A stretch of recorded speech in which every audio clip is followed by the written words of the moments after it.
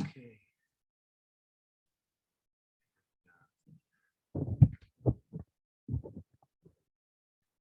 Okay, hi everyone. I think you can hear me, right? All right, so over again. Okay, so today is our short class. So let me go to the cyber campus to do the attendance. And so I have to sign in there and sign in. Just a second here and English. Make sure you can see what I'm doing here. So let me go share screen and here. And we go to cyber campus, log in, and then we enter in my password and go to English and go to methodology. And we will probably do the debate here really quickly because since I made the debate process, evaluation process a little bit more elaborate, we have to make sure there's enough time allocated to it. So smart attendance, and your smart attendance number is 550. 550 is your lucky number. I feel like I'm at a bingo hall. 550. 550 is your smart attendance number. And let's see here. So what do I have lined up in terms of material and information to cover? I can ask the debater. They want. Let me see, who's the debater? That is you. And so let me go to the back to my drive to show you what the plans are for the rest of the quarter semester, I should say. And so we go to drive, and the methodology here is we have here CUK 1 is the debater. I am pro, so I will be speaking first on whether or not to South Koreans quantitative research is generally more persuasive than qualitative research. And the next week we have Katika, and we'll have a debater. Looks like everybody needs to sign up for debate, so that so please note that you make sure that you can see what I'm looking at here, that you sign up for debate, and 550 is the number. So the okay, so the let's see, what else do I have lined up here? So well, let's go straight to the debate, since you've written your paragraphs and I've written comments and sent them back to you. So we've already begun some kind of discussion, some kind of thought in dialogue regarding these topics, and I am going to start the debate. So let me go again back to the topic here, and you can see to South Koreans, quantitative research is generally more persuasive than qualitative research. Still, so you need to put something on the screen. Okay, and so I will set my timer, my stopwatch, and to 6 minutes opening statement for timer. Make that 06, and I will start. All right, ladies and gentlemen, quantitative research is generally more persuasive than qualitative research. And why do I say that? Because ultimately in this world, we want to make the world a better place. is a critical point, and and that means we want to affect policy. We want to affect government policy, whether it be national government policy or local Bucheon city government policy or Gyeonggi-do province policy or Catholic University of Korea policy or teachers policy in the syllabus on the course syllabus for a class, or any kind of policy, right? In terms of pursuing some kind of objectives to make the world a better place, which is a theme in qualitative research. I know we want to do qualitative research because we need to investigate topics. We need to go further and deeper in topics. We need to get basic information, but eventually you have to persuade the power holders, the government authorities, to do what you want them to do in order to change this world through policy. And what I have learned is that if you want to persuade people in government to adopt policies, to change policies, you have to give them numbers. You have to give them quantifiable evidence. You can't just say, I think or I feel. You have to give them numbers. Often those numbers take the form of dollars, won, euros, in terms of the costs and benefits. But even if you don't want to make it in the form of dollars and wons and euros, you still need to present them with quantifiable, measurable evidence that your policy proposals would make a difference in terms of affecting reality. A theme that comes up again and again and again in the literature is that if you cannot measure a problem, you can't fix it. You have to be able to measure what you want to address. If you cannot measure what you are faced with, the challenges you face, then you can't adopt policies to address it. You can't fix what you can't measure. And when I say measure, that's quantitative data. How many people, for example, are living in poverty? What percent? How many people are graduating from college? How many people, what percent of the population is getting vaccinated? What percent of the population and who is demonstrating vaccine hesitancy? What percent of the population is graduating successfully from school? These are all quantifiable numbers. And this is in the world of the policymaker who's thinking about winning elections. They need to present concrete evidence to their supporters and constituencies that they are delivering positive policy outcomes. I need to persuade people that present money or devote money to my political campaign in terms of interest groups and constituencies that I am delivering policy outcomes they want.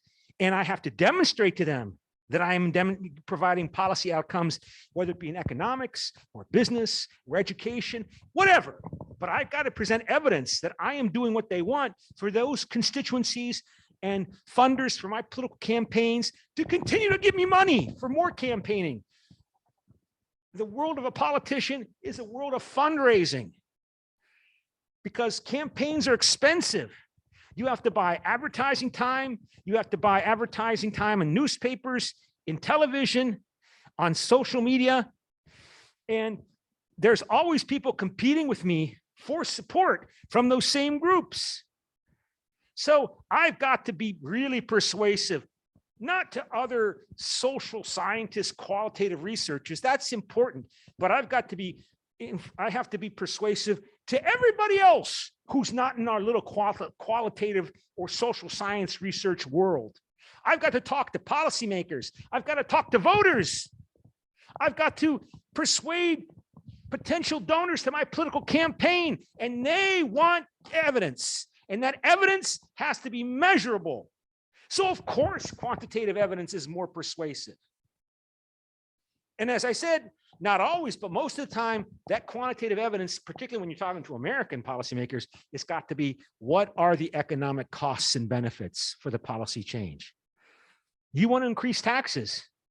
Well, what good are we going to get out of more taxes on people for the government funding? What benefits? And tell me the numbers. You can say, well, if we spend more money on education, then we will have more children succeed in graduating from college or graduating from school, not just college, say graduate from school, and they'll be less likely to go to prison and make a burden on the society by having to put them in prison and pay for them living in prison for some period of time.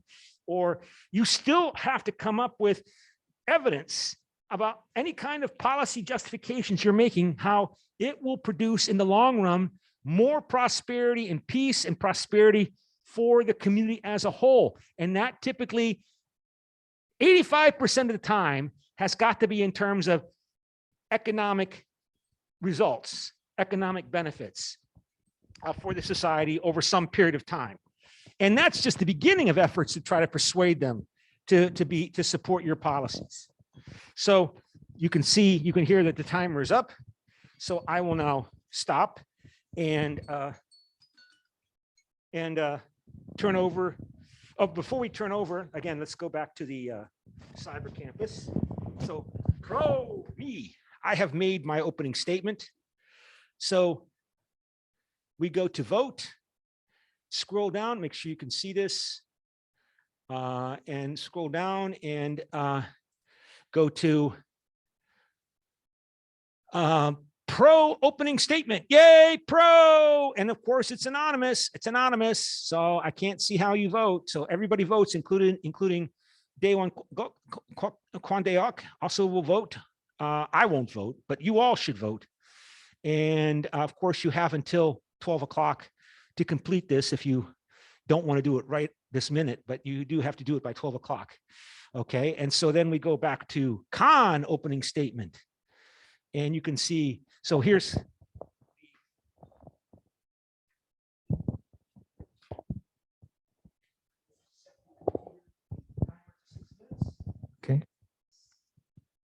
Okay, I will go. Okay.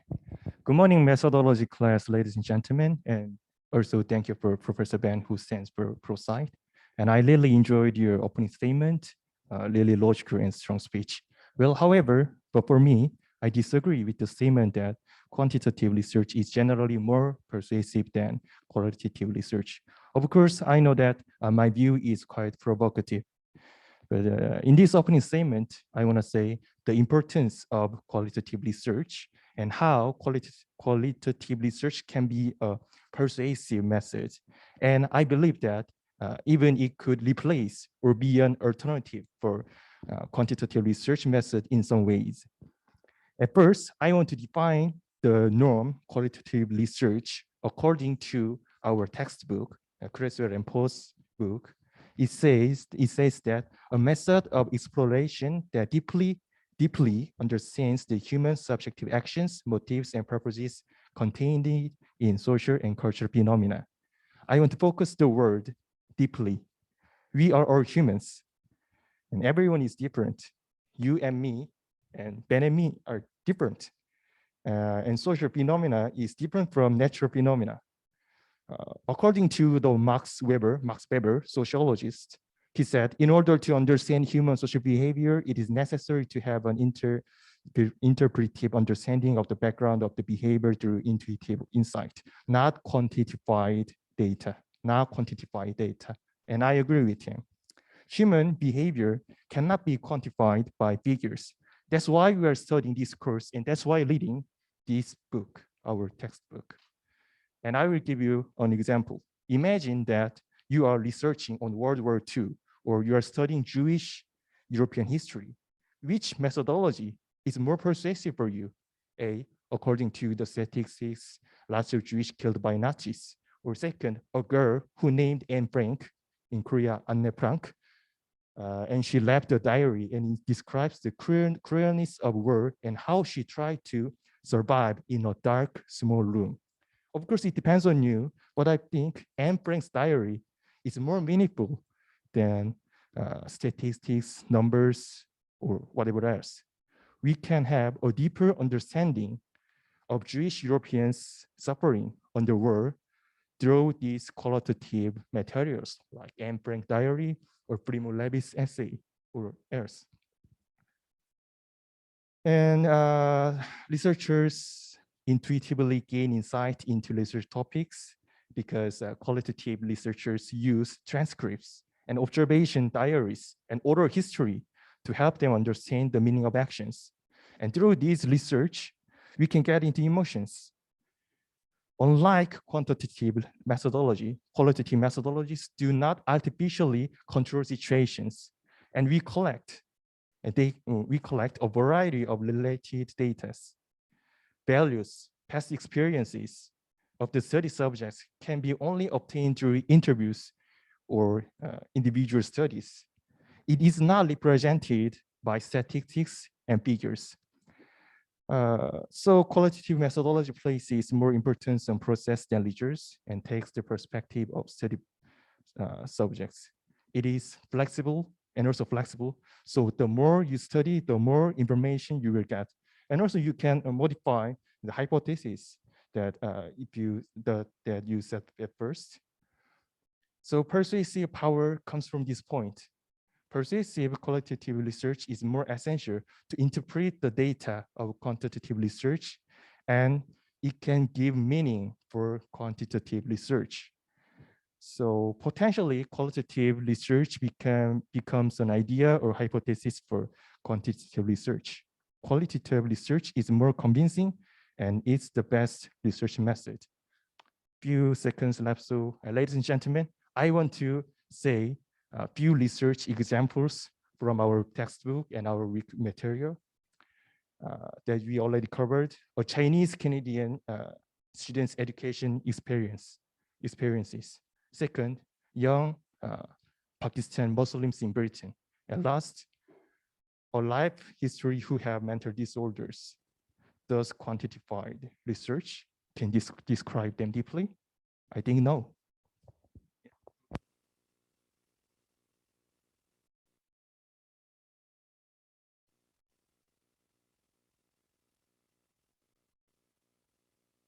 Now they can ask the question or they can wait. Khan will speak once more. I will speak twice more.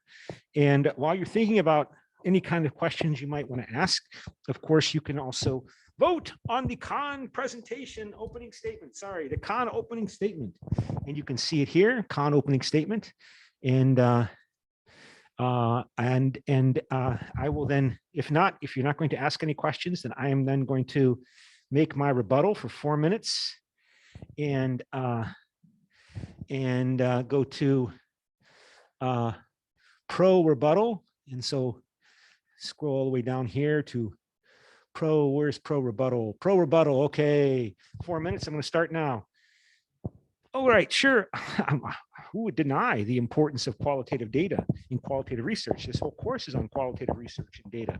The question is, however, what is ultimately more persuasive? And yeah, it's great to read Anne Frank's novel and individual testimonies of resistance. But if you want to shape public policy, you want to understand what we need to do in terms of government policies to prevent situations where people like the Nazi Party, the National Socialist Party, come to power. How did that party come to power? What can we do in terms of public policies and foreign policy to make sure that that does not happen? And that means, for example, understanding the conditions in Germany that allowed the Hitler Party, the Nazi Party, the National Socialist Democratic Workers' Party of Germany, the National Socialist Democratic Workers' Party of Germany to come to power in 1933. And so we start talking about the Great Depression. We start talking about the rise of the unemployment level to 25%, 30% of workers. Numbers, percents. We talk about the collapse of the German economy, the contraction of the German economy.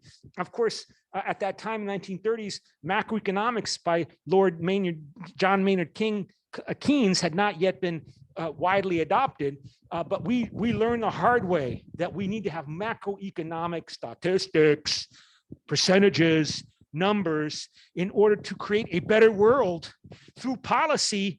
And that means measuring how much is the economy contracted, How much smaller is the job force openings in Germany? What is the percentage of unemployment? How is the unemployment level increasing from 1930 to 1931 to 1932? What are the percentages of voters voting for the Nazi party in each succeeding German elections going on? They have an election basically once every year, pretty much in Germany at this time, from 1930 to 1931, percentages, numbers, quantitative data. And macroeconomics by Lord John Maynard Keynes emerged to help us make better public policy by measuring these problems so that we can begin to formulate solutions and alleviations for these challenges, to respond to these threats. We know the Nazis did bad things. The Nazis committed atrocities. The Nazis were murderous. We know they killed Anne Frank and hundreds of thousands, even millions of other people like Anne Frank. We already know that. And that's not unique to Germany. It's going on right now in Ukraine. We need to understand what were the policies that led to somebody like Vladimir Putin coming to power and then coming to see the European Union and NATO as a threat through Ukraine. What made Russia more reactive and accommodative to this hostile policy? I mean, I'm an old man. I remember 30 years ago when the Soviet Union collapsed, of course, Russia was very weak at the time in early 1990s. Its whole economy was about the size of Belgium's economy or the size of Walmart. I remember reading one report that said Russia's economy is about the size of Walmart, you know, the biggest shopping company, retail company in the United States. They loved NATO. They loved the European Union. They even talked about joining the European Union and joining NATO. 30 years later, we have an indirect war going on in Ukraine. You need quantitative data to understand the economic sanctions that have been put on Russia. What are the effect of those sanctions? How are they impacting on voter sentiment as reflected in public opinion polls and surveys in Russia? These are all quantitative data that we need to make the world a better place. Okay, you can hear that my timer is up. So we will then have Khan rebut and conclude.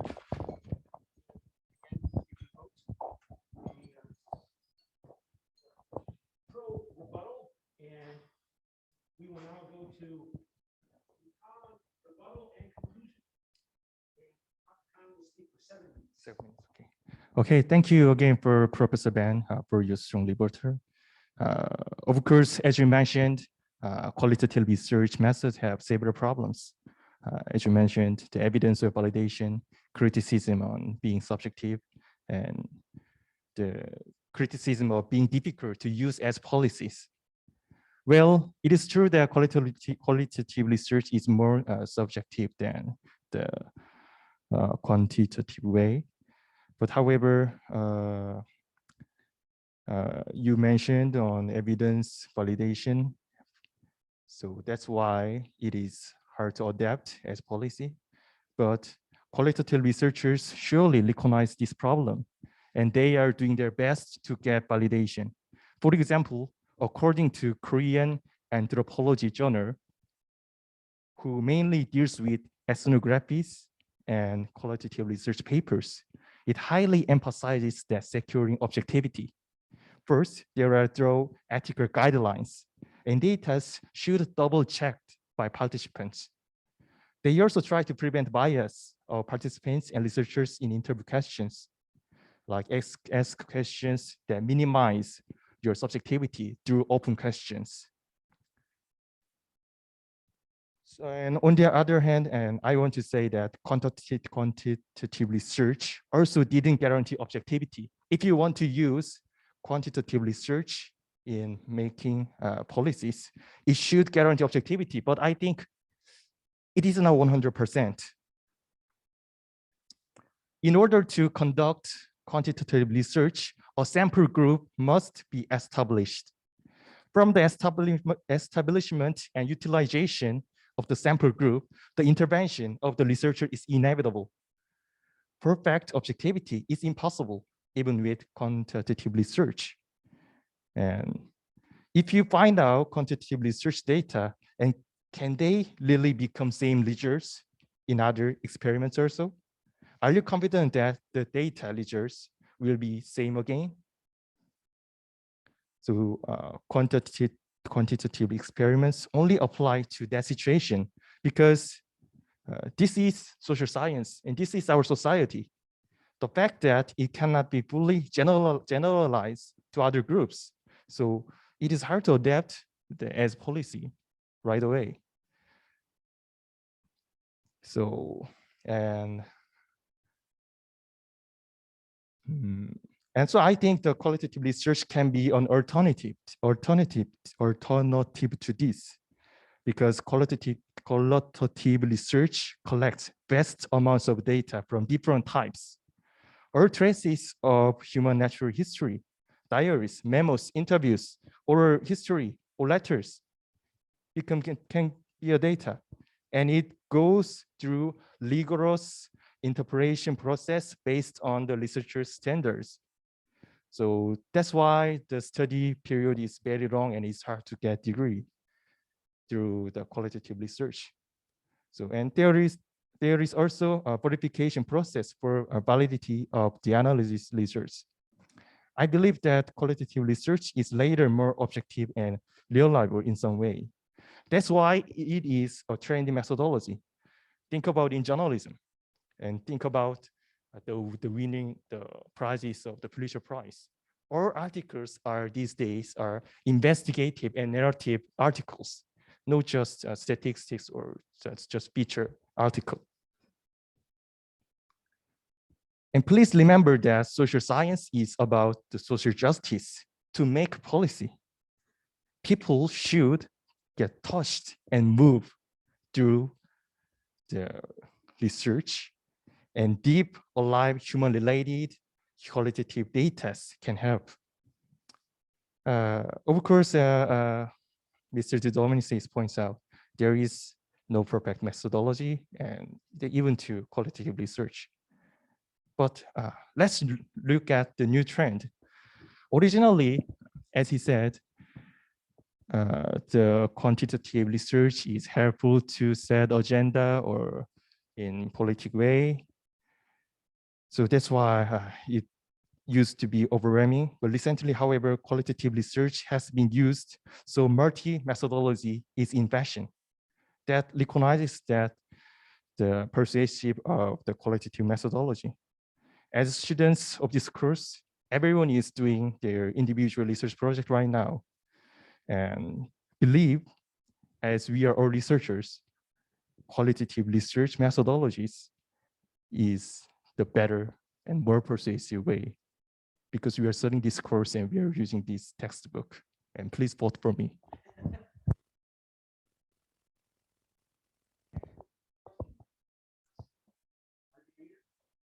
Going once, going twice, going 3 times. All right. Well, then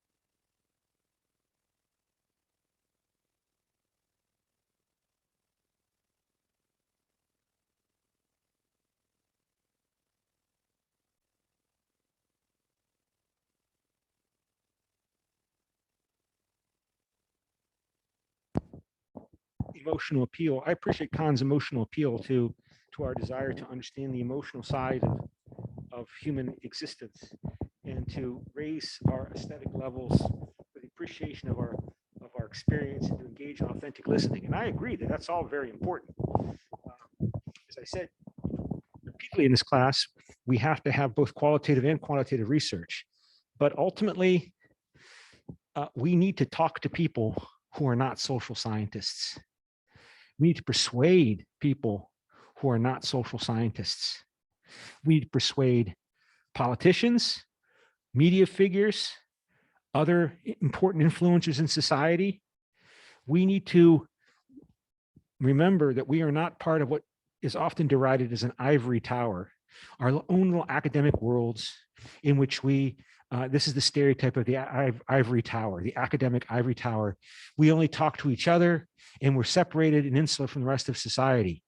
And this is dangerous because even if we live in our so-called academic ivory tower, we're also influencing students.